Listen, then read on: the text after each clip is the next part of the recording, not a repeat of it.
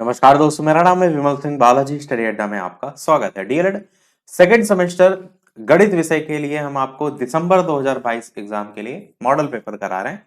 इससे पहले हमने साइंस का मॉडल पेपर देख चुके हैं, सोशल साइंस का देख चुके हैं। पिछला वाला मॉडल पेपर साइड में बटन वीडियो मिल जाएगा आपको। और तारीख आपकी पेपर की मैथ की 20 दिसंबर 2022 की, जिसका मॉडल पेपर हम आज जो है वो देखेंगे, विद सॉल्यूशन देखेंगे क्योंकि टाइम है नहीं, तो बिल्कुल सॉल्यूशन के साथ साथ देखेंगे। और स्कीम की भी बात कर लेते हैं। तो गणित का पेपर 20 तारीख को है और 20 तारीख के तीनों पेपर हमारे इसी के अकॉर्डिंग जो मॉडल पेपर है वो हो जाएंगे। बाकी कोई भी टॉपिक यहाँ पर जितने भी आप देख रहे हैं, जितने भी सब्जेक्ट देख रहे हैं, उनसे रिलेटेड कोई भी टॉपिक देखना हो, मैराथन देखनी हो, वन लाइनर देखने हो या एमसीक्यू देखने हो, तो सारी चीजें आपको प्लेलिस्ट में मिल जाएंगी। सारा कोर्स हम ऑलरेडी कंप्लीट करा चुके हैं। तो चलिए स्टार्ट करते हैं बिना किसी देरी के। और सबसे लास्ट में क्वेश्चन हम आपसे भी पूछेंगे। चलिए देखते हैं। 5 बहुविकल्पी में पहला बहुविकल्पी हमने पूछा था कि एक घन मीटर जो है किसके बराबर होता है। 4 ऑप्शन थे, 1000 घन सेंटीमीटर, 10 लीटर, 100 लीटर या फिर 1000 लीटर। इस पर बेस्ड क्वेश्चन भी मैंने आपको कराया था। आंसर की बात करते हैं इन 4 ऑप्शन में से, तो 1000 लीटर आपका बिल्कुल सही हो जाएगा। इस पर बेस्ड डीएलएड में आपसे प्रश्न भी पूछा जा चुका है पूर्व के वर्षों में। दूसरा प्रश्न था, एक वर्ग का विकर्ण आपको 5√2 सेंटीमीटर दे रखा है, तो वर्ग का क्षेत्रफल आपको जो है वो बताना था। अब इसके लिए आपको दो फॉर्मूले पता होना चाहिए। एक आपको वर्ग के विकर्ण का सूत्र पता होना चाहिए और एक वर्ग के क्षेत्रफल का। तो वर्ग का जो विकर्ण होता है उसका सूत्र क्या होता है? तो उसका सूत्र होता है आपका भुजा √2। अब यहाँ पर जो वैल्यू है वर्ग के विकर्ण की वो आपको 5√2 दे रखी है, तो इसकी जगह हम 5√2 जो है वो मान रख सकते हैं और ये आपका भुजा √2 के बराबर जो है वो हो जाएगा। यहाँ से √2 की वैल्यू √2 कट जाएगी, तो भुजा का मान कितना आ गया? 5 निकल के यहाँ से आपका आ गया। अब वर्ग का क्षेत्रफल पूछा गया है, तो वर्ग का जो क्षेत्रफल होता है वो होता है आपका भुजा गुणे भुजा। ये आपका सूत्र होता है क्षेत्रफल का। तो भुजा की वैल्यू 5 हमने पहले निकाल ली, तो 5 गुणे 5 आप कर देंगे तो 25 आपका सेंटीमीटर आंसर आ जाएगा। और सेंटीमीटर स्क्वायर भी आप यहाँ पर लगा सकते हैं, क्योंकि भुजा जो वैल्यू है वो भी आपकी 5 सेंटीमीटर में और दूसरी वाली जो भुजा है वो भी आपकी 5 सेंटीमीटर। तो centimetre into centimetre, centimetre square आपका हो जाएगा। तीसरा देखते हैं आपका बहुविकल्पीय। यदि किसी समबाहु त्रिभुज जो है उसका क्षेत्रफल आपको दे रखा है 400√3 वर्ग सेंटीमीटर, तो आपको उस त्रिभुज का परिमाप जो है वो बताना है।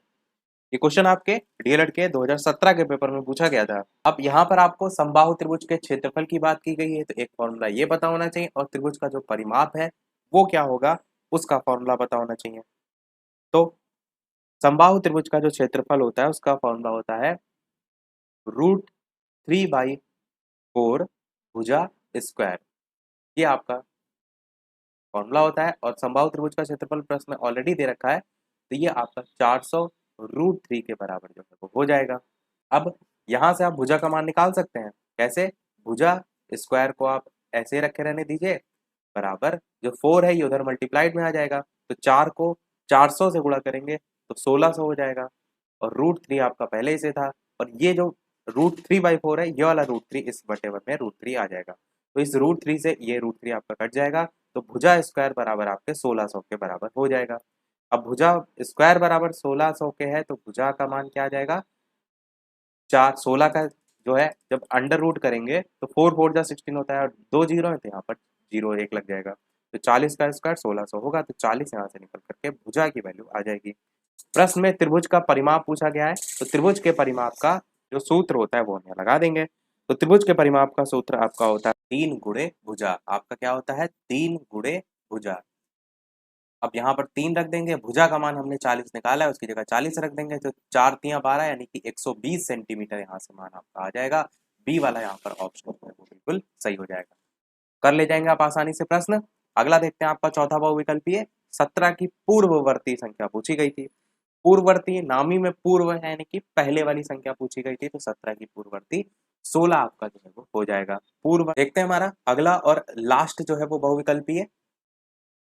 लास्ट बहुविकल्पी था कि यदि किसी संख्या को 114 से जो है वो भाग दिया जाए तो भाग देने पर 21 शेष बचता है, और यदि उसी संख्या को 19 से भाग दिया जाएगा तो कितना शेष जो है वो बचेगा, ये आपको बताना था। ये 4 ऑप्शन भी आपको जो है वो दे रखे थे।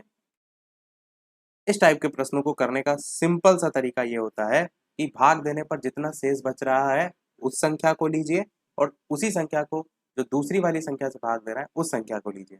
दोनों का जो डिफरेंस होगा, जो अंतर होगा, यानी कि 21 और 19 का जो अंतर होगा वही आपका आंसर जो है वो हो जाएगा, यानी 2 आपका शेष जो है यहाँ पर बचेगा। इसी टाइप से अगर थोड़ा सा प्रश्न को बता रहा है कि यदि किसी संख्या को 25 से भाग दिया जाता है तो 7 शेष बचता है, उसी संख्या को अगर 5 से भाग दिया जाए तो कितना शेष बचेगा, तो आपका इन दोनों का डिफरेंस जो निकालेंगे 2, तो 2 शेष आपका जो है वो बचेगा। इस टाइप से इस प्रकार के प्रश्नों को किया जाता है। कॉम्पिटिशन लेवल में ये क्वेश्चन बहुत पूछे जाते हैं। तो बेसिक से थे आपके कोर्स में, मैंने पहले ही बताया, संख्या इस टाइप से वाले भी प्रश्न जो है पूछे जाने लगे हैं जो थोड़े कंपटीशन लेवल के। अब देखते हैं हमारे अति लघु के प्रश्न। और वीडियो पसंद आए, चीजें समझ आए, लाइक सभी लोग अवश्य, इतने अच्छे अच्छे प्रश्न करा रहे हैं तो एक लाइक तो आप सभी लोग का वीडियो पर बनता ही है। और चैनल पर जो भी नए हो सब्सक्राइब करके अवश्य जुड़ जाइएगा। टेलीग्राम चैनल से जो भी ना जुड़े हो लिंक आपको डिस्क्रिप्शन में मिल जाएगी, सर्च करके भी जुड़ सकते हैं। छठा प्रश्न कह रहा है कि 2 अंकों की एक संख्या है जिसका दहाई जिसका इकाई का अंक दहाई के अंक से 1 जो है वो अधिक है। यदि संख्या अंकों के जोड़ के 5 गुने से 3 अधिक हो तो संख्या आपको जो है वो बतानी है। अब देखिए, जो जो चीजें इसमें लिखी हुई हैं उसी सीरियल से हम जो है वो चलते हैं। तो सबसे पहले इकाई और दहाई की बात की गई है, तो हमको कोई एक मान मानना पड़ेगा। जैसे कि हम दहाई का अंक जो है वो मान लेते हैं x, और जो इकाई है उसको मान लेते हैं y। अब संख्या इनसे क्या बनेगी, तो संख्या आपकी बनेगी 10x प्लस y, क्योंकि दहाई जो है उसमें x है ना, तो 10 गुणे दहाई प्लस इकाई ये संख्या बनती है। इस पर बेस्ड काफी क्वेश्चन मैंने आपको ऑलरेडी कराए थे। अब प्रश्न ये कह रहा है कि 2 अंकों की एक संख्या का इकाई का जो अंक है, यानी इकाई का अंक क्या है, y है। इकाई का अंक दहाई के अंक से 1 अधिक है, यानी कि x जो है उससे 1 अधिक है, यानी कि y बराबर x प्लस 1। ये आपका बन जाएगा समीकरण नंबर 1। फिर कह रहा है कि यदि संख्या के जो अंकों का जोड़ है, अंक संख्या के अंकों का जोड़ यानी x और y, ये 2 संख्या है, इनके अंकों का जोड़ यानी कि x प्लस y। यदि संख्या के अंकों का जो जोड़ है उसका 5 गुना, तो एक साइड में संख्या को हम लिखेंगे, संख्या हमने 10x प्लस वाई मानी तो इसको हम 10x प्लस वाई लिखेंगे। अब कह रहा है कि यदि संख्या जो है वो, इस चीज को समझिए, कह रहा है ना यदि संख्या अंकों के जोड़ यानी x प्लस वाई अंकों के जोड़ इसके 5 गुना, तो इसका 5 गुना यानी कि बाहर मल्टीप्लाइड में 5, इसके 5 गुने से 3 जो है वो अधिक है। कौन अधिक है, संख्या अधिक है, और इसीलिए संख्या को हमने 10x प्लस वाई को बराबर के इधर रखा है। तो इस टाइप से आपकी इक्वेशन बनेगी और ये हो जाएगी आपकी समीकरण नंबर 2। अब आप क्या करेंगे, समीकरण 1 से जो y का मान है वो समीकरण 2 में रख देंगे। इससे आपका जो y है उसकी जगह सब जगह x x आ जाएगा। तो जैसे रखते हैं 10x प्लस y की जगह क्या रखेंगे, x प्लस 1 रखेंगे, बराबर, ये लिखेंगे जरूर आपकी समीकरण 1 से मान रखने पर। ये सारी चीजें आपको डीएलएड के लेवल पर पूरा लिख के दिखानी होंगी। 5x प्लस वाई, x की जगह हम क्या रखेंगे, x प्लस 1, यानी x प्लस 1 और प्लस में जो है वो 3, ये हो जाएगा। अब 10x में से एक x जोड़ देंगे तो 11x हो जाएगा, यहाँ पर प्लस 1 हो जाएगा, बराबर। यहाँ पर देखिए x x है तो जुड़ जाएगा, तो कितना हो जाएगा, 2x हो जाएगा। और 2x बाहर जाके इसको हम यहाँ पर लिख के ही दिखा देते हैं, 2x हो जाएगा। अब 2x बाहर गुणा करेंगे तो 5 टू जा होगा 10x, प्लस 5 को 1 से गुणा करेंगे तो 5 आएगा। और साथ ही साथ ये वाला बाहर वाला 3 है, ये भी इसमें ऐसे लिख जाएगा। अब 5 और 3 को जोड़ देते हैं तो 5 3 8 होता है, तो डायरेक्ट यहाँ पर आप 8 लिख सकते हैं। अब यहाँ पर 11x है, यहाँ पर 10x है, ये उधर चला जाएगा तो उधर बचेगा केवल x। यहाँ पर 1 है, उधर जाएगा माइनस में हो जाएगा, तो 8 में से 1 घट जाएगा तो आपका बचेगा 7। तो x का मान यहाँ से 7 जो है वो निकल करके आपका आ गया। अब ये जो x का मान निकला, ये हमने दहाई का अंक x माना था, तो दहाई का अंक निकला है। प्रश्न में आपसे संख्या पूछ रहा है तो उसके लिए हमको निकालना पड़ेगा y का मान। y का मान निकालने के लिए x का मान आप समीकरण 1 में रख सकते हैं। तो x का मान जब आप रखेंगे तो कुछ इस प्रकार से होगा, y बराबर x की जगह रखेंगे 7, यानी 7 प्लस 1, यानी कि y का मान यहाँ से 8 निकल के आपका जो है वो आ जाएगा। तो y का मान भी आपका 8 आ गया। अब आप यहाँ से कुछ भी निकाल सकते हैं। तो आपसे निकालने को संख्या कह रहा है, तो संख्या हमने क्या मानी थी, 10x प्लस वाई मानी थी, 10x प्लस वाई मानी थी, यानी कि यहाँ पर हम मान रख सकते हैं। x की जगह हम रख देंगे 7, प्लस y की जगह हम रख देंगे 8। तो 10 गुणे 7 गुणा करेंगे तो 70 होगा, प्लस 8 करेंगे यानी कि 78 यहाँ से आपका जो संख्या है वो हमें प्राप्त हो जाएगी। ये है आपका प्रश्न। बहुत बढ़िया प्रश्न था। इस टाइप के प्रश्न डेफिनेटली आपको पेपर में देखने को मिलेंगे अगर पेपर का लेवल जो है थोड़ा बहुत अच्छा होगा। बाकी इजी बनाने पर पेपर अब नहीं आ रहे हैं तो आपको इस टाइप के प्रश्न तो हर हाल में आने चाहिए। चलिए देखते हैं हमारा अगला प्रश्न। घनाभाकार टंकी की जो धारिता है वो आपको 50,000 लीटर पानी की दे रखी है और कह रहा है इस टंकी की चौड़ाई ज्ञात कीजिए यदि इसकी लंबाई और गहराई क्रमशः 2.5 मीटर और 10 मीटर है। तो प्रश्न आपका कह रहा है कि एक घनाभाकार टंकी की धारिता आपको 50,000 लीटर दे रखी, तो इसको हम नॉर्मली से लिख के ऊपर दिखा देंगे 50,000 लीटर। अब प्रश्न में ये देखिए कि ये मान जो है वो आपका लीटर में दे रखा है और ये वाले जो नीचे मान है यानी कि इस टंकी की चौड़ाई वो आपको मीटर में दे रखी है, गहराई इसकी मीटर में दे रखी है। तो अब आप यूज करेंगे लीटर को मीटर में चेंज करना।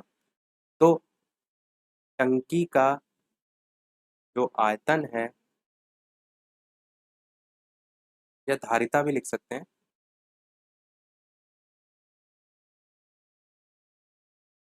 या आयतन ही कर देते हैं, आयतन बराबर 50,000 यूं रहेगा और इसको जब चेंज करेंगे तो 1,000 से जो है वो डिवाइड कर देंगे। अब ये जो डिवाइड करने पर आपका जो मान है लीटर से मीटर क्यूब में जो है वो चेंज हो जाएगा। आपको सबसे पहला वाला बहुविकल्पी याद है? सबसे पहला बहुविकल्पी यही था कि एक घन मीटर किसके बराबर होता है? 1,000 लीटर के बराबर होता है। इसी चीज का हमने यहाँ पर यूज किया है, इसी चीज का हमने यहाँ पर यूज किया है। तो बटे में 1,000 मीटर, 1,000 से डिवाइड करेंगे तो 1,000 मीटर क्यूब हो जाएगा। अब इसमें हम 3 जीरो जो है वो काट सकते हैं, तो बचेगा क्या? 50 बचेगा। तो यहाँ से आपका 50 मीटर क्यूब जो है वो निकल कर आएगा, इसको जब हम चेंज कर लेंगे। अब प्रश्न में आपको लंबाई दे रखी है 2.5 मीटर और गहराई दे रखी है, इसको हम ऊंचाई भी कह सकते हैं, बात एक ही है। तो वो भी कितनी दे रखी है? 10 मीटर। अब यहाँ से आपको निकालना क्या है? चौड़ाई टंकी की जो है वो निकालना है। तो आयतन होता क्या है आपका? आयतन होता है आपका लंबाई गुणे चौड़ाई गुणे ऊंचाई, ये होता है। और यहाँ से आपको निकालना है चौड़ाई, तो बी जब निकालेंगे तो एल और बी एच जो है लंबाई और जो ऊंचाई है उसको आप आयतन के बटे में ले जा सकते हैं। तो इसको हम आगे क्या लिख सकते हैं कि ऊंचाई, या बी लिख देते हैं, चलिए कोई नहीं, बी लिख देंगे। तो आयतन बटे में आपका एल इंटू एच। आयतन का मान आपने दिखाया ऊपर प्रश्न में 50, तो उसकी जगह 50 रख देंगे, बटे एल आपका है 2.5, तो 2.5 रख देंगे मल्टीप्लाइड में एच का मान 10 है तो इसमें जो है वो 10 रख देंगे। अब जीरो से जीरो काट देंगे, 5 और 2.5 है, दशमलव हटाएंगे तो ऊपर जीरो बढ़ जाएगा, 50 हो जाएगा। 25/50 है, यानी जब काटेंगे तो 25 से करना 25, 25 दूना 50। यहाँ से सॉल्व करने पर आपका मान 2 मीटर जो है वो निकल करके आएगा। यही आपका आंसर जो है वो हो जाएगा। तो बढ़िया प्रश्न था। इस टाइप से इस प्रकार के प्रश्न को कर सकते हैं। जो मेन इसमें इस प्रश्न को रखने का मेन मकसद था वो था ये जो टंकी की धारिता आपको लीटर में दे रखी थी, इसको आपको मीटर क्यूब में चेंज करना था। कैसे करना था वो आपने देख लिया। इस पर बेस्ड आपसे डीएलएड के पूर्व के वर्षों में क्वेश्चन आ भी चुके हैं। अगला प्रश्न देखते हैं आपका 8वां, कि ए बी का मान जो है वो 5 है और ए माइनस बी का मान जो है वो 4 है। तो ए क्यूब माइनस बी क्यूब का मान आपको बताना है। ये क्वेश्चन आपका 2019 का प्रथम बार का जो पेपर हुआ था उसमें पूछा गया था। और इस पर बेस्ड क्वेश्चन मैंने इसलिए दिया है ताकि आपको जितने भी फॉर्मूले हैं वो याद होने चाहिए, क्योंकि अगर ये फॉर्मूला आपको नहीं पता होगा तो फिर आप इस प्रश्न को नहीं कर पाएंगे। ए बी की वैल्यू 5 है, ए माइनस बी का मान 4 है, ये दोनों वैल्यू आप ए क्यूब प्लस जो बी क्यूब है इसका जो फॉर्मूला है उसमें रखिए। या एक और तरीका इस प्रश्न को करने का हो सकता है कि नॉर्मल आप ए बी और ए माइनस बी जो है इसको लेकर के सॉल्व कर लीजिए। ए और बी का मान जो निकल आएगा वो ए क्यूब माइनस बी क्यूब में आप रख सकते हैं। इस तरीके से हम आपको करके दिखाते हैं। वैसे तो आप फॉर्मूले बेस्ड करेंगे वो भी आपका सही है तरीका, तो थोड़ा सा एक अलग तरीका भी आप सीख लीजिए। जैसे ए बी बराबर 5 है तो हम क्या करते हैं, यहाँ से ये ए माइनस बी बराबर 4 दे रखा है, इसको हम ए का मान यहाँ से निकाल लेते हैं। अब ए का मान निकालेंगे तो जो माइनस का बी है वो उधर चला जाएगा तो प्लस में हो जाएगा, तो आपका मान बी प्लस में और प्लस में जो है वो 4, ये आपका आ जाएगा। अब a बराबर b प्लस 4 जो आपका आया, इसमें हम जो वैल्यू है वो यहाँ से रख लेते हैं। ab बराबर 5 दे रखा है, क्या आपका दे रखा है, ab बराबर 5 ये दे रखा है। अब हम क्या करें, a की जो वैल्यू है जो हमने निकाली है वो इसमें रख देते हैं। ये समीकरण 1 है, तो हम कह सकते हैं समीकरण 1 का मान हम इसमें रख सकते हैं। 1 की जगह मान क्या रखेंगे, b प्लस 4 रखेंगे। ये सब जगह स्मॉल ही रखते हैं, a b, तो b प्लस 4 रखेंगे, b प्लस 4 और बराबर में 5। गुणा करेंगे तो b का अंदर मल्टीप्लाइड करेंगे तो b का स्क्वायर हो जाएगा, प्लस b को 4 से गुणा करेंगे तो 4b हो जाएगा, बराबर 5 आपका हो जाएगा। अब इसमें हम तो इधर वाला जो 5 है आप बराबर के इधर लाएंगे तो माइनस में हो जाएगा, तो ये माइनस में हो जाएगा और बराबर में 0 हो जाएगा। तो इस टाइप से ये द्विघात समीकरण आपकी बन गई है।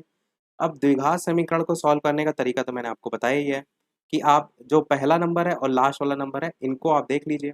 यहाँ पर तो कुछ है नहीं, ये 5 है, तो आपको बीच वाले को ऐसे ब्रेक करना है कि गुणा करने पर आपका जो है वो 5 रहे। तो यहाँ पर प्लस लगाते हैं और 4b को हम लिख सकते हैं 5b माइनस बी।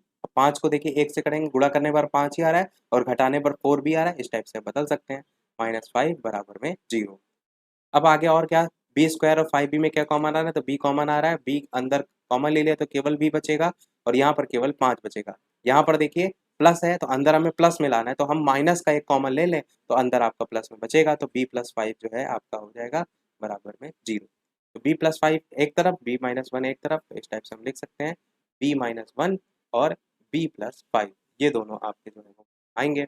अब यहाँ से जो b का मान है वो 1 निकल के आ जाएगा, जब b माइनस 1 है तो b माइनस 1 बराबर 0, तो b बराबर 1 और दूसरे से आपका माइनस का 5 जो है वो निकल करके आ जाएगा। अब जो प्रश्न में a cube plus B cube का मान जो है वो पूछा गया था, इसकी जगह वैल्यू रखने से पहले आपको a की वैल्यू भी पता होना चाहिए, क्योंकि यहाँ से तो हमने b की निकाली है, b का मान 1 निकाला है और b का मान -5, तो हम यहाँ से जो वैल्यू है वो पहले वाले अगर उसमें मान पुट कर दे तो वहाँ से a की वैल्यू पता चल जाएगी।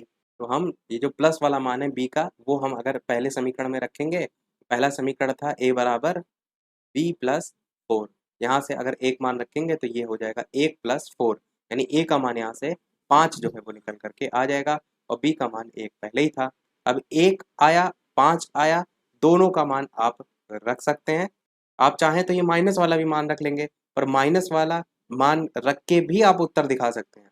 अगर माइनस में वैल्यू रखेंगे तो मान आपका माइनस में आ जाएगा, तो हम क्या करते हैं, यही 1 और 5 जो है इस जो प्रश्न में पूछा गया था a cube minus B cube, इसकी जगह रख के दिखा देते हैं।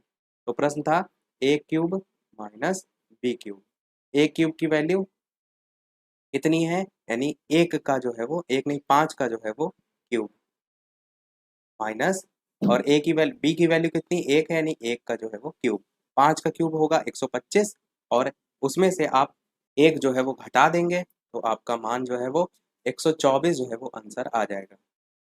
जब आपके ये पेपर में आया था, डीएलएड में आया था 2019 में, तो यहाँ पर जो प्रश्न जो पूछा गया था वो a cube plus B cube पूछा गया था। जो आपके पेपर में आया था वो पूछा गया था a cube plus B cube. मैंने प्रश्न में थोड़ा सा बदलाव कर दिया था कि प्लस की जगह आपको माइनस दे दिया था, बाकी प्रश्न वही हमने रखा था, बाकी प्रश्न में कोई बदलाव नहीं किया था। तो अगर वहां पर प्लस कर देंगे तो हमारा आंसर 125 में एक जुड़ जाएगा तो आपका आंसर 126 आ जाएगा। तो बस इतना सा अंतर था। और यही अगर मान b वाला -5 रखेंगे और -5 रख के यहाँ से a का मान जो मान निकालेंगे वो आपका भी माइनस में होगा, तो वो -1 वहां से निकलेगा। फिर -5 और -1 रखेंगे तो यहाँ पर जो मान है वो आपका माइनस में वैल्यू आ जाएगी। तो आप वो भी दिखा सकते हैं कि दोनों ही आपके मान जो है वो उत्तर है, बाकी एक भी दिखाकर आप आंसर बता सकते हैं। अगला देखते हैं आपका प्रश्न नवा नवा प्रश्न है 1 से 100 तक कितनी अभाज्य संख्याएं जो है वो होंगी। तो अभाज्य संख्या आप डायरेक्ट ही लिख सकते हैं 1 से 100 तक के बीच में। कई बार क्या होता है प्रश्न में टोटल नंबर पूछ लिया जाता है, तो आपको ये पता होना चाहिए टोटल 25 जो है वो प्राइम नंबर अभाज्य संख्याएं होती हैं 1 से 100 के बीच में। कौन कौन सी, जैसे 2 हो गया, 3 हो गया, 5 हो गया, 7 हो गया, इस टाइप से आपको लिख के भी दिखानी होती है। 13 हो गया, 17 हो गया। अभाज्य संख्या क्या होती हैं, जो केवल और केवल 1 से कटे या फिर स्वयं से कटे। जैसे 29 से किसी भी पहाड़े में नहीं आता है, 29 केवल 29 के पहाड़े में आता है या फिर 1 से काट सकते हैं। 29 हो गया, 31 हो गया, 37 हो गया, 41 हो गया, 43 हो गया, 47 हो गया, 53 हो गया, 59 हो गया, 61 हो गया, 67 हो गया, 71 है, 73 है, 79 है आपका, इसी प्रकार 83 है, 89 है आपका, और उसके बाद 97 है आपका। इस टाइप से आपकी 1 से 100 तक अभाज्य संख्याएं हो जाएंगी। एक चीज यहाँ से ध्यान देने वाली है कि प्रश्न में आपसे सबसे छोटी अभाज्य संख्या पूछी जाती है। अब देख रहे हैं स्टार्ट कहाँ से हो रहा है, 2 से हो रहा है, तो सबसे छोटी अभाज्य संख्या आपकी 2 होती है, इस चीज को ध्यान रखिएगा। चलिए देखते हैं हमारा अगला प्रश्न 10वां प्रश्न है आपका कि माँ की उम्र पिता की उम्र से 5 वर्ष जो है वो कम है। 10 वर्ष पूर्व दोनों की उम्र का अनुपात 5:6 जो है वो था, तो माँ की वर्तमान आपको आयु जो है वो बतानी है।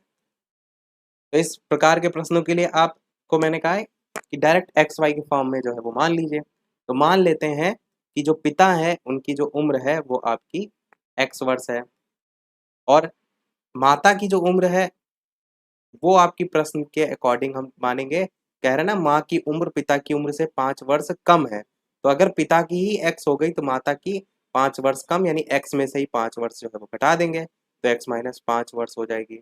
इतना आपको समझ में आ गया होगा। अब प्रश्न में ये कह रहा है कि 10 वर्ष पूर्व दोनों की उम्र का अनुपात 5:6 था, तो 10 वर्ष पूर्व की बात करते हैं,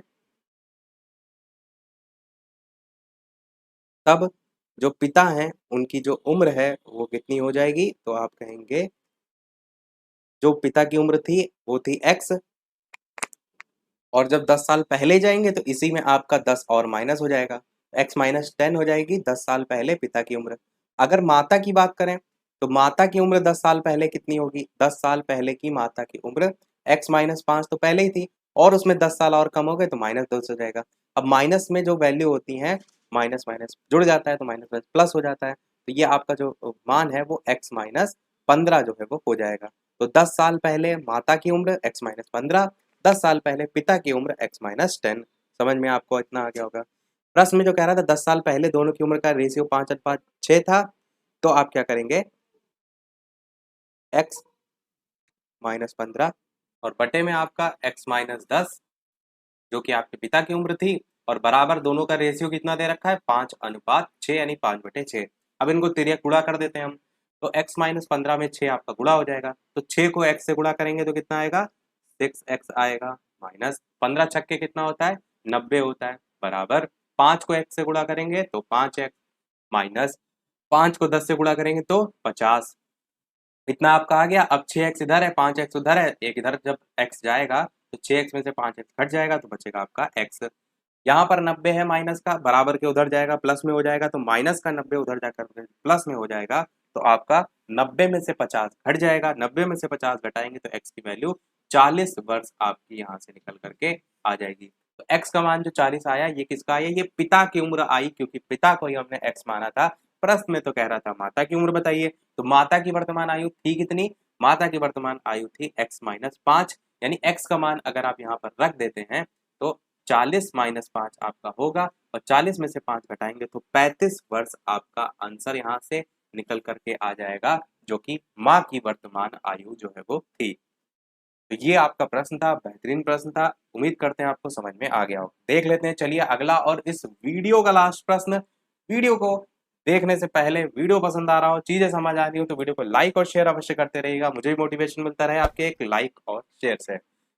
11 नंबर प्रश्न था कि अमरूद जो है उसके एक बाग की लंबाई आपको दे रखी थी 180 मीटर और चौड़ाई 120 मीटर, और कह रहा था बाग के बीचों बीच एक दूसरे को समकोण पर काटते हुए 3 मीटर चौड़े 2 रास्ते हैं, और रास्तों पर मिट्टी डलवाने का खर्च आपसे पूछा गया था कि 12 रुपए प्रति मीटर की दर से जो है वो क्या होगा। तो इस टाइप का सेम क्वेश्चन हमने कराया था। इसको चित्र को हम सबसे पहले बना लेते हैं। एक सबसे पहले बनाते हैं बाग, तो ये आपका एक अमरूद का एक बाग है। अब इसकी जो लंबाई दे रखी है वो आपको दे रखी है 180 जो है वो मीटर, तो हम इसको लिख लेते हैं कि ये टोटल जो है आपकी 180 मीटर जो है वो है, ये टोटल इसकी लंबाई। और कह रहा है चौड़ाई 120 मीटर है, तो चौड़ाई भी लिख लेते हैं 120 मीटर, ये आपकी पूरी चौड़ाई है। और फिर कह रहा है बाग के बीचों बीच है आपका एक रास्ता, और एक नहीं दो रास्ते हैं, कह रहा है ना बीचों बीच एक दूसरे को समकोण पर काटते हुए 3 मीटर चौड़े 2 रास्ते हैं, तो एक रास्ता आपका इस टाइप से हो जाएगा और इसी को काटने वाला रास्ता एक इस टाइप से हो जाएगा। 2 रास्ते हो गए। अब ये कह रहा है कितने मीटर है, तो 3 मीटर रास्ते हैं, यानी कि जो इनकी जो चौड़ाई है वो कितनी है, 3 मीटर की है। इस चीज को आप समझ गए होंगे। और सेम चीज यहाँ पर भी है, 3 मीटर चौड़ाई यहाँ पर भी होगी। अब 3 मीटर चौड़े 2 रास्ते हैं, रास्तों पर मिट्टी डलवाने का खर्चा आपसे पूछा गया। अब इस प्रश्न को हम सीरियल वाइज करते हैं। देखिए सबसे पहले हम क्या करेंगे, जो ये वाला आप रास्ता देख रहे हैं, ये वाला, अगर हम इसको नाम भी दे दें, चलिए इसको नाम दे देते हैं, ये आपका ए, ये आपका बी, यहाँ पर आपका जो है ये सी, और ये वाला आपका डी। तो जो ए बी सी डी आपका है, इसका सबसे पहले क्षेत्रफल हम निकालते हैं। ए बी सी डी का जो है क्षेत्रफल निकालने के लिए आपको जो लंबाई है वो कितनी दे रखी है, तो लंबाई ये पूरी वाली 180 वाली है, तो लंबाई आपका 180 हो जाएगा। गुणे चौड़ाई कितनी होगी, तो चौड़ाई तो इस रास्ते की 3 ही मीटर है, तो गुणे हम 3 करेंगे। 180 गुणे 3 540 वर्ग मीटर या मीटर स्क्वायर आपको यहाँ से निकल कर आएगा एबीसीडी का।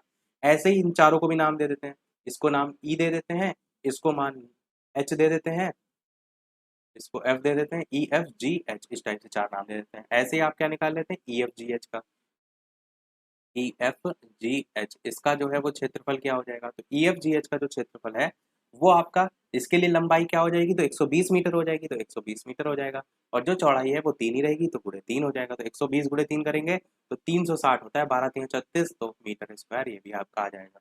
गुणा करने का तरीका ये होता है, जैसे 120 को 3 से गुणा करना है, तो आप क्या करिए, इस 12 को 3 से गुणा करिए, 12 3 36 और एक 0 लगा दीजिए, तो ऐसे गुणा किया करिए।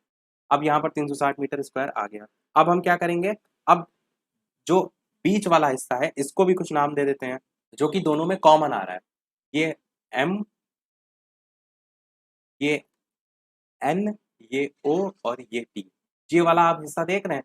जब कॉम दोनों में सड़क बिछाई जा रही है तो ये हिस्सा आपका लंबाई में बिछा रहे हैं तब भी कॉमन आ रहा है, और जब चौड़ाई में बिछा रहे हैं तब भी कॉमन आ रहा है।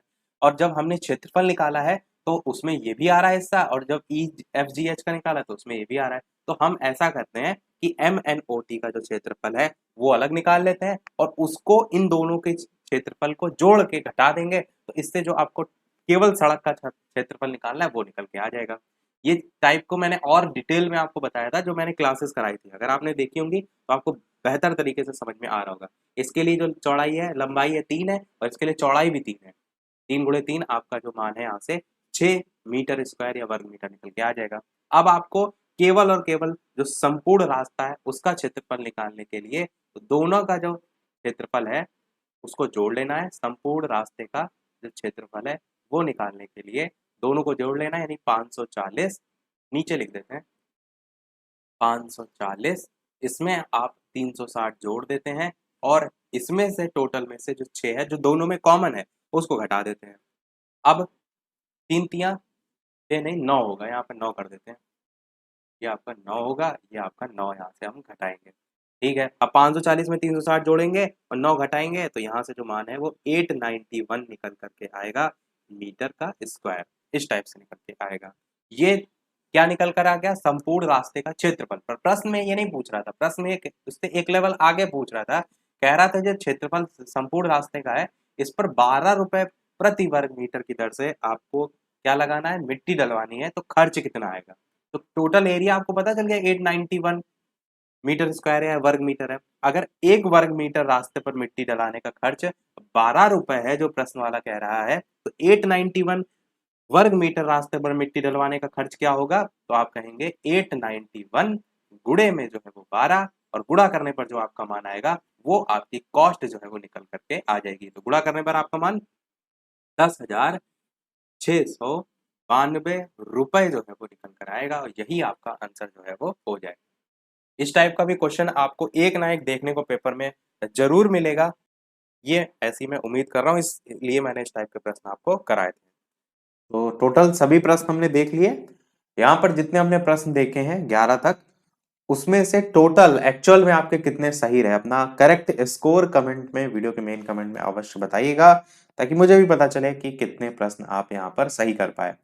साथ ही साथ एक प्रश्न हम आपसे भी पूछेंगे, उस प्रश्न को देखने से पहले जो भी चैनल पर नए हो सब्सक्राइब करके अवश्य जुड़ जाइएगा, और वीडियो लाइक और शेयर जरूर करते रहिएगा। मेन उद्देश्य शेयर जरूर कर दीजिएगा, ताकि उन सभी छात्रों तक पहुंच सके जिनके उद्देश्य के लिए हमने ये मॉडल पेपर बनाया है। और सभी पूरे बैच के अच्छे से अच्छे नंबर जो है वो आए। ये आपके लिए प्रश्न है जिसका आंसर वीडियो के मेन कमेंट में आपको बताना है कि निम्नलिखित संख्याओं में से प्राकृतिक संख्या कौन सी है। 2 है, √2 है, 3.5 है, 0 है। अपना आंसर वीडियो के मेन कमेंट में बताइएगा। इसके अलावा इस सेट की पीडीएफ चाहिए हो तो बता दीजिएगा कमेंट करके, टेलीग्राम पर हम भेज देंगे। फ्री में सारी चीजें हमारी तरफ से ऑलरेडी रहती हैं, तो वहां से आप डाउनलोड कर सकेंगे। नहीं जुड़े हो टेलीग्राम से तो बालाजी स्टडी अड्डा सर्च करके जुड़ सकते हैं।